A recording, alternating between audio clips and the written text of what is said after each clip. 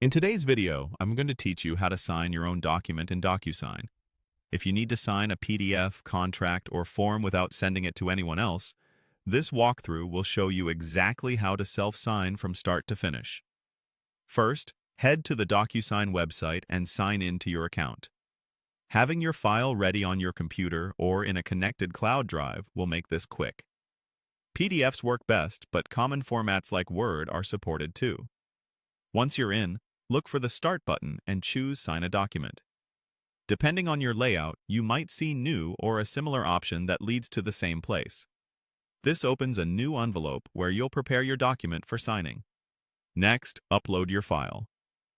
Click Upload to grab it from your desktop, or connect to your cloud storage if that's where the document lives. When the file finishes processing, you'll see a preview. Before moving on, confirm you've selected I'm the only signer.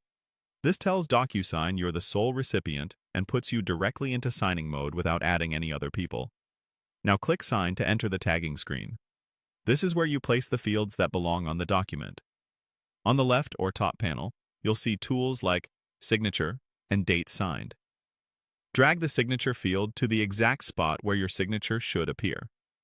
If your document needs a date, drag the Date Signed field to its line. It will automatically fill in today's date when you finish. You can also add other fields the document requires, such as initials or name, but only include what your form actually calls for. When you place your first signature, DocuSign may prompt you to adopt one. You can choose a pre-styled signature or draw your own, then confirm. After adopting, click the signature tag on the document to apply it. Use zoom controls to line things up neatly, and make sure no fields overlap text or margins. If you need to reposition a tag, just drag it to adjust. When everything looks correct, click Finish. DocuSign will apply your signature and save the signed document. You'll see a confirmation screen where you can download a copy immediately, and the signed file will also be stored in your DocuSign account for easy access later.